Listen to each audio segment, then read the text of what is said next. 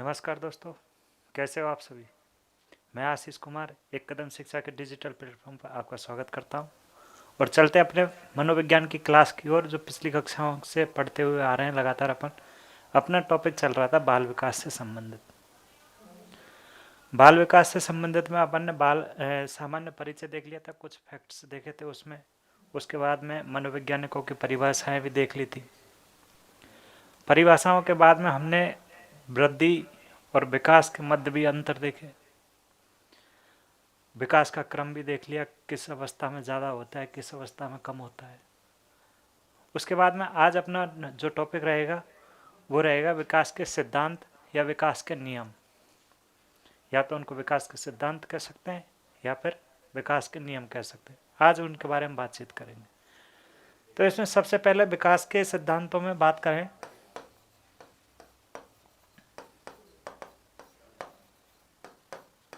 विकास के सिद्धांत या फिर नियम कह सकते हैं। इसमें पहला रहेगा अपना पहला जो नियम है वो है सतत विकास का सिद्धांत। सतत विकास के संबंध में मैं बताऊं आपको कि बालक सातत्यता का पालन करता है। किसी बालक का विकास धीमी गति से तो किसी बालक का विकास तीव्र गति से होता है, लेकिन लगातार चलता रहता है। जैसे जन्म के समय एक बालक का विकास तीव्र गति से हो रहा है, उसकी लंबाई ज़्यादा है, जो भी चीज़ है वो तीव्र गति से हो रहा है, तो अंत तक उसका विकास तीव्र ही रहेगा। और एक जिसका विकास धीमी गति से हो रहा है वो अंत तक धीमा ही रहेगा, लेकिन विकास लगातार चलता रहेगा, रुकेगा नहीं। मैं पहले भी बता चुका था, विकास जन्म यानी कि गर्भावस्था से प्रारंभ होकर के मृत्यु पर्यंत तक चलता रहता है, रुकता नहीं है, लेकिन धीमी तेज गति इस प्रकार से ऊपर नीचे हो सकता है, संततता का पालन करता है। ठीक है, तो मैंने बताया पहला जो नाम दिया मैंने संतत का पालन, सतत विकास का सिद्धांत कह सकते हैं इसको। सतत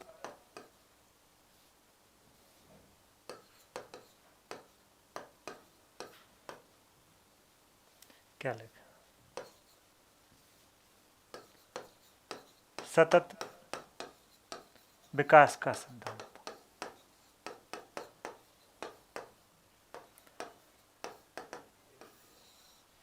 इसमें लिखेंगे बालक संततता का पालन करता है।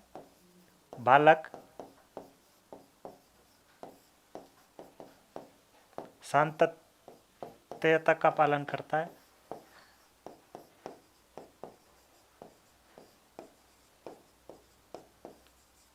सतत का मतलब ही ये होता है लगातार चलना, कंटिन्यूटी बनी हुई है, लगातार चलना सतत कहलाएगा। किसी बालक का विकास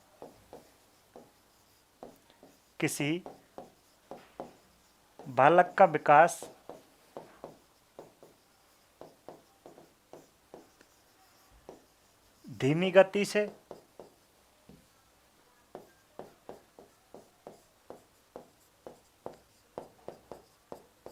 किसी बालक का विकास धीमी गति से होता है, तो किसी बालक का विकास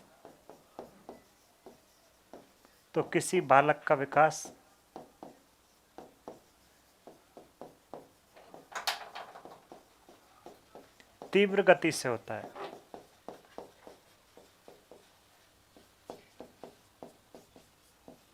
लेकिन विकास सतत चलता रहता है, लगातार चलता रहता है, लेकिन विकास लगातार चलता रहता है या फिर सतत चलता रहता है।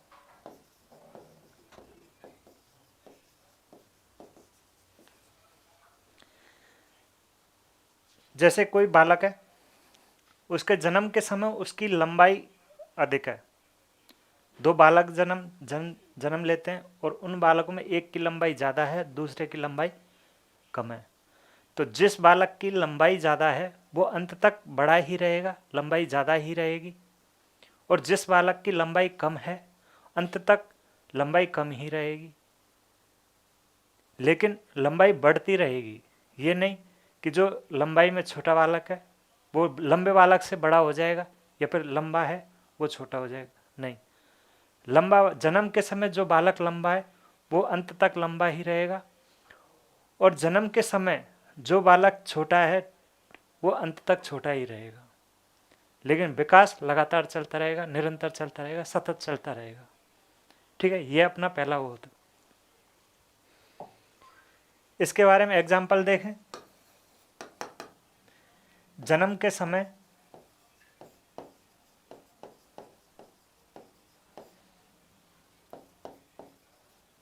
एक बालक की लंबाई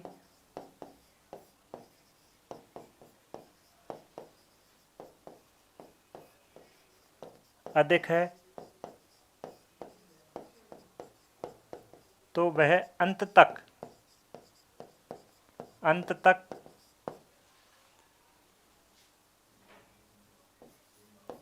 लंबा ही रहेगा,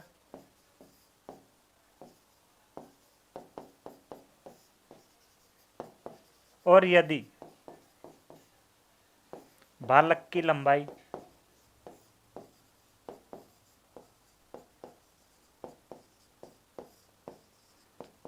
छोटी है तो वह अंत तक छोटा ही रहेगा, तो वह अंत तक छोटा ही रहेगा। आ गई बात समझ में? इसके बाद में दूसरे नियम की ओर चलते हैं कि भाई दूसरा नियम, पहला तो हो जाएगा सतत विकास का नियम, दूसरा नियम होता है आनुवांशिकता भिन्नता का नियम। दूसरा नियम है अपने आनुवांशिक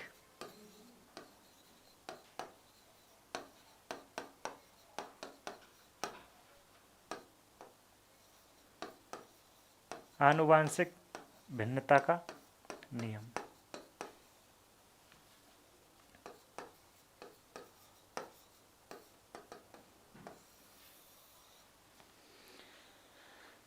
इसमें क्या होता है कि प्रत्येक जो बालक है वो आनुवंशिक गुणों में भिन्नता दर्शाता है, चाहे एक बालक हो चाहे दो बालक हो। मैंने पहले ही बताया था वो भिन्नता किस कारण से आती है कि उनके मध्य में पाए जाने वाले जीन होते हैं, उनके कारण उनमें भिन्नता आती है। लेकिन मैं क्या बोल रहा हूँ, आनुवंशिक भिन्नता का नियम ये कहता है कि जो प्रत्येक बालक है वो आनुवंशिक गुणों में एक दूसरे से भिन्न होता है, और आनुवंशिक भिन्नता के कारण प्रत्येक बालक आनुवंशिक गुणों में भिन्न होता है, और आनुवंशिक भिन्नता के कारण व्यक्तिगत भिन्नताएं आती हैं। ठीक है, प्रत्येक बालक आनुवंशिक गुणों में भिन्न होता है, और उस भिन्नता के कारण उनमें व्यक्तिगत भिन्नताएं आती हैं, और व्यक्तिगत भिन्नताओं के कारण विकास की भिन्न भिन्न गतियां पाई जाती हैं। विकास की भिन्न भिन्न गतियां पाई जाती, ये अपने आनुवंशिकता का नियम होता है। क्या कहा कि प्रत्येक बालक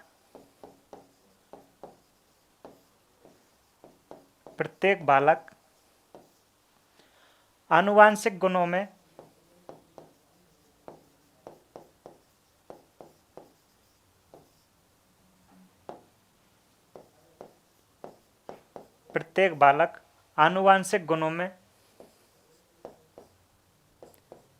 एक दूसरे से भिन्न होता है।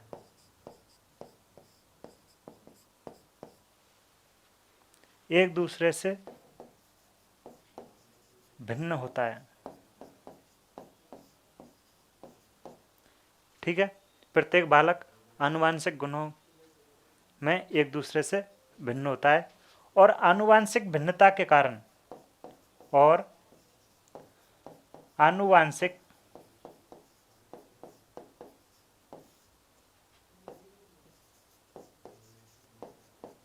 आनुवंशिक भिन्नता के कारण इनमें व्यक्तिगत भिन्नताएं पाई जाती हैं। इनमें व्यक्तिगत भिन्नताएं पाई जाती हैं, और इन व्यक्तिगत भिन्नताओं के कारण अलग अलग बालकों में विकास की गति अलग अलग होती है। और इन व्यक्तिगत भिन्नताओं में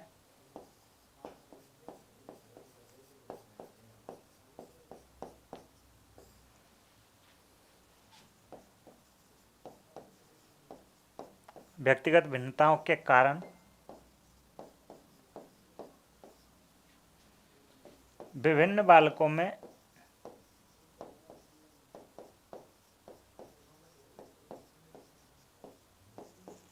विकास की गति भिन्न भिन्न पाई जाती है। विकास की गति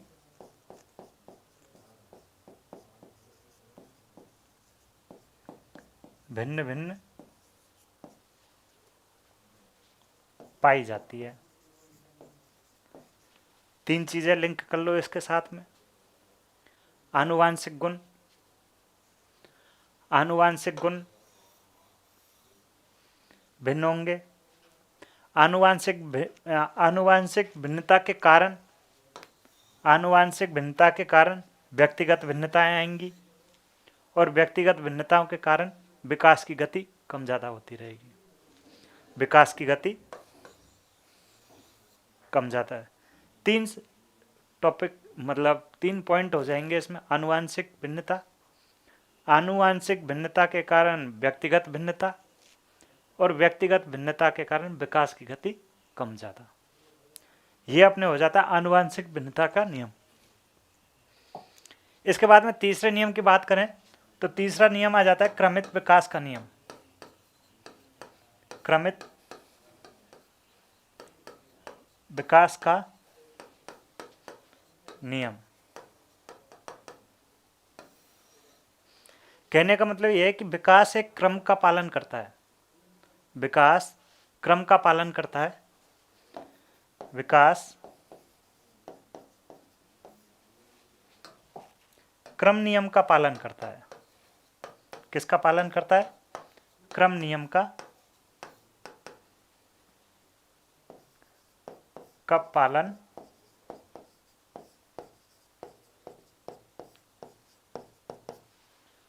जैसे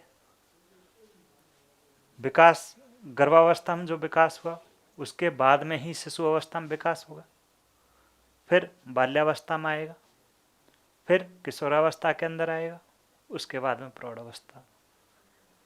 विकास मृत्यु पर्यंत तक चलता रहता है। क्रम क्या हो जाएगा?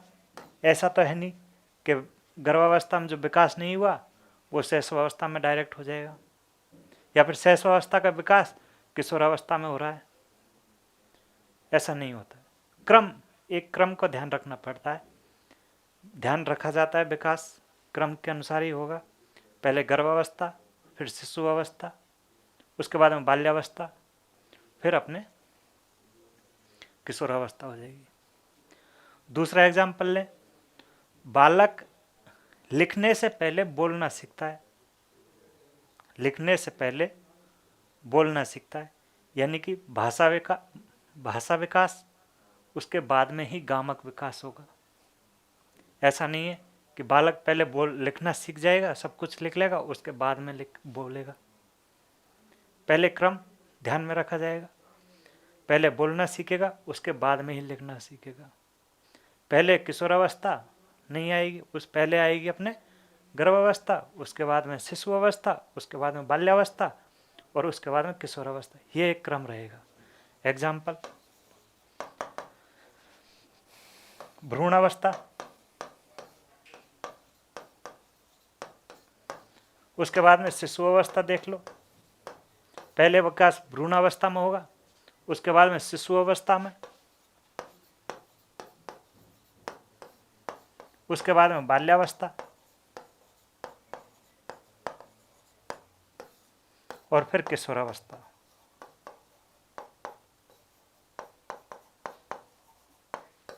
ये एक अवस्थाओं का भी क्रम हो जाता है कि भाई पहले शिशु अवस्था आ जाएगी, उसके बाद में अपने बाल्यावस्था आएगी, फिर किशोरावस्था आ जाएगी।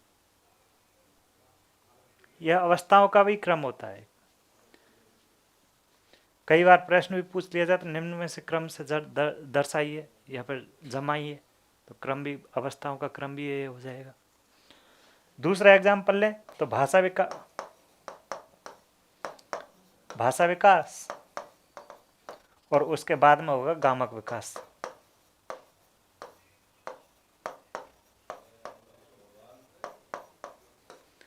भाषा मतलब पहले बालक बोलना सीखेगा, उसके बाद में ही लिखना सीखेगा।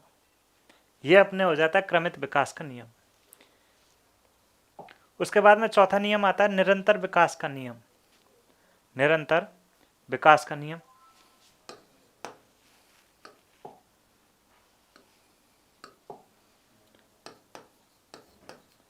निरंतर विकास का नियम।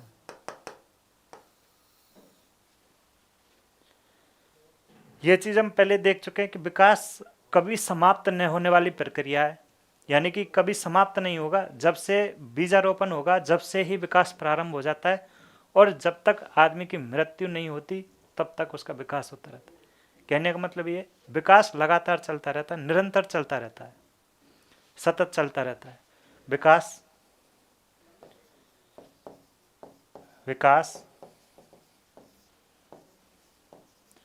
कभी भी समाप्त न होने वाली प्रक्रिया है।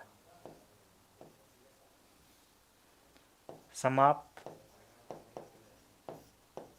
न होने वाली प्रक्रिया है।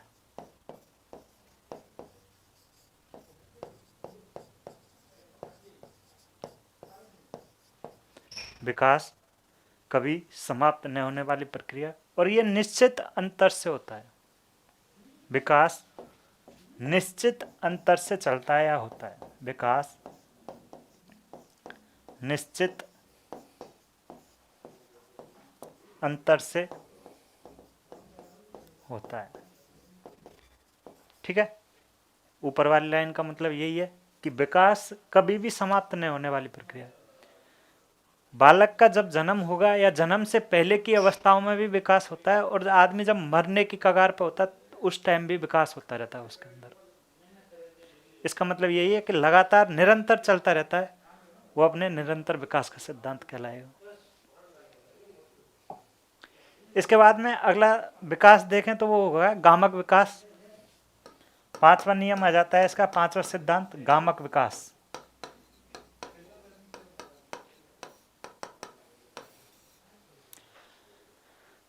गामक विकास के अंदर देखें, यानी कि हाथ से जो क्रिया करना, हाथ से पैर से जो भी क्रिया की जाती है, हाथ के द्वारा क्रिया करना, गामक विकास है। गामक का मतलब ये होता है कार्य करना। बालक कब से प्रारंभ कर देता है काम करना, चाहे कैसा भी काम करे, चाहे उल्टा गोला बनाए, कुछ भी लकीरें भी खींचेगा, कैसा भी काम करेगा, वो गामक विकास के अंदर आएगा। बालक जब 32 से 36 माह का होता है, या फिर 3 वर्ष रख लो, माह या 3 वर्ष, लगभग 3 वर्ष का, जब बालक 32 से 36 माह का होगा तो व्रत को उल्टे हाथ से बनाना सीख लेगा। व्रत को उल्टे हाथ से ऐसे बनाएगा। ठीक है, यह उसके विकास की प्रक्रिया है। कब कौन से कैसे सीखेगा, ये सब गामक विकास के अंदर आ जाएंगे। जब बालक 32 से 36 माह का हो जाएगा, या फिर लगभग 3 साल का होने को आएगा, तब वह किसी व्रत या किसी आकृति को उल्टे हाथ से बनाना सीख लेगा। और जब बालक 60 माह का हो जाएगा, ये तो हो जाएगा 32 से 36 माह,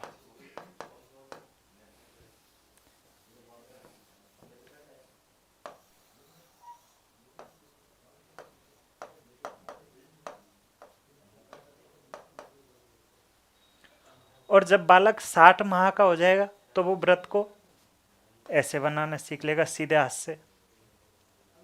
कब? 60 माह का,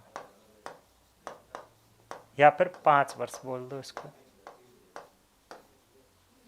लगभग 5 वर्ष तक का बालक 60 माह सीधे हाथ से व्रत को बनाना सीख जाएगा।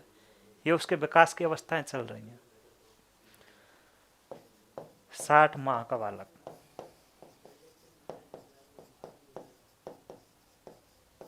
सीधे हाथ से बनाना सीखता है, व्रत को सीधे हाथ से बनाना सीखता है।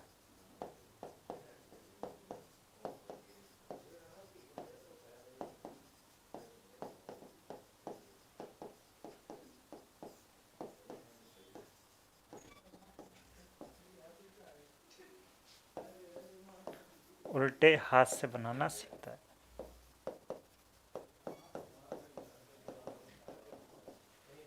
आगे बात समझ। और जब बालक 72 माह का हो जाए या 6 वर्ष 6.5 वर्ष का हो जाए तो वो बालक पुनः उस व्रत को उल्टे हाथ से बनाना सीख लेगा। और जब बालक 72 माह का हो जाएगा तब वो उल्टे हाथ से बनाना सीखता है व्रत को।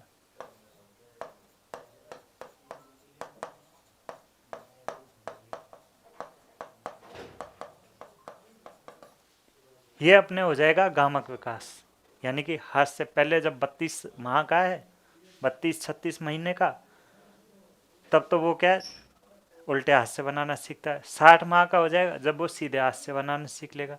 72 माह के बाद में वो उल्टे हाथ से और अंत तक वो उल्टा ही बनाता रहता है उसके बाद। ठीक है। इसके बाद में अगला आता है भाषा विकास। अगला नियम है भाषा विकास। भाषा विकास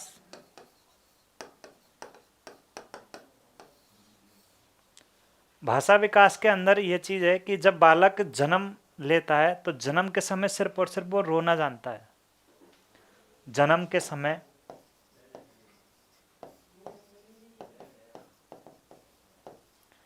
केवल रोना जानता है, केवल रोना जानता है। जन्म के समय केवल और केवल रोना जानता है। भाषा विकास के अंदर अगर देखें, ठीक है, जब बालक 3 माह का हो जाएगा या लगभग 3 माह का,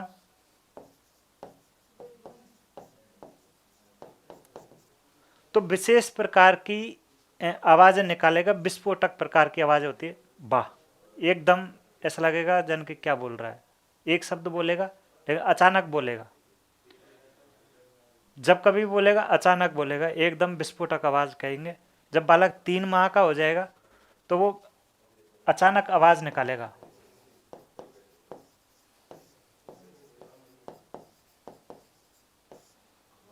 या फिर विशेष प्रकार की आवाज, वाह, इस प्रकार से कभी सुना होगा, कभी देखना बालक को, तो वो एकदम अलग से आवाज निकालेगा। एक शब्द, एक अक्षर की आवाज निकालता है।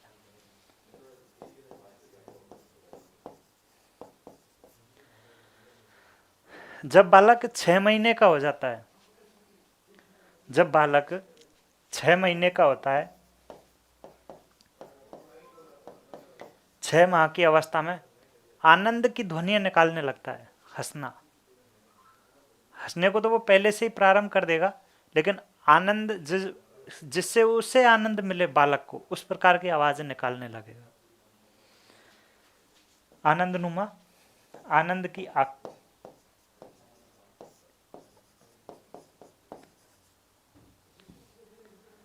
आनंद की ध्वनियां निकालने लगता है। जन्म के समय केवल रोना जानता है। 3 माह तक वह एक विस्फोटक प्रकार की आवाज निकालेगा, अचानक आवाज निकालेगा, विशेष प्रकार की आवाज निकालने लग जाएगा। 6 माह का हो जाएगा तब एक एक शब्द की आवाजें, आनंद जिनसे उसे आनंद मिले, किसे, बालक को, उस प्रकार की आवाज निकालने लगेगा।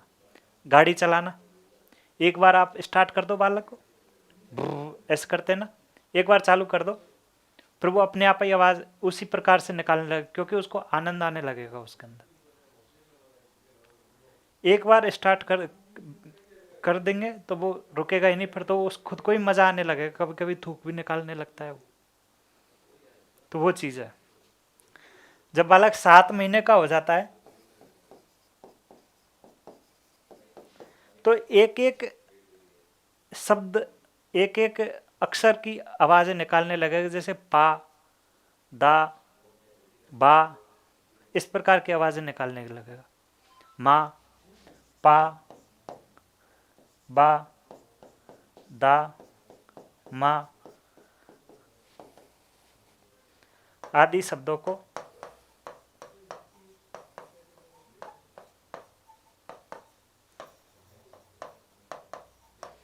आवाज निकालेगा, जिसे अपन भावात्मक शब्द भी कहते हैं, जिन्हें हम इन शब्दों को भावात्मक शब्द बोला जाता है। भावात्मक, जैसे कि वो अगर लग पड़ा पा पा पा पा पा पा पा पा पा, लगातार पा की ध्वनि को दोहराएगा तो एक शब्द बन जाएगा पापा। फिर वो पापा कहना सीख जाता है, पा पा पा पा पा पा। अगर वो दा पकड़ लेगा, दा दा दा दा दा दा दा, तो एक शब्द दादा बन जाएगा। बा बा बा बा बा बा बाबा बन जाएगा। इस प्रकार से वो सीख जाता है धीरे धीरे, उसको आनंद भी आने लगता है और उस आकृति को, उस शब्दों को, उस आवाज को बार बार दोहराने की कोशिश भी करता है। ठीक है। उसके बाद में आता है अपने विकास की दिशा का सिद्धांत।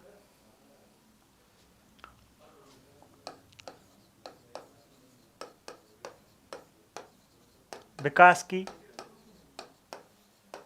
दिशा का सिद्धांत।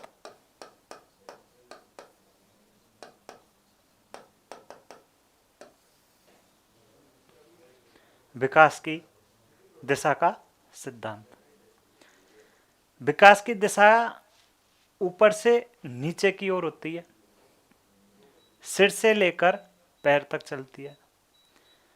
जब बालक गर्भ में भी होता है तो सबसे पहले उसका विकास मस्तिष्क का विकास होता है, सर का विकास होता है, उसके बाद में ही पैरों का विकास होगा।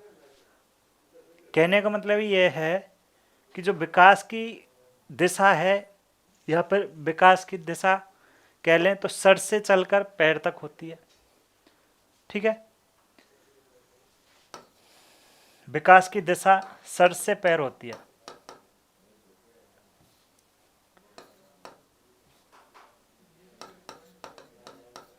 सिर से पैर। एक शब्द सुना होगा आपने, सिफेलो।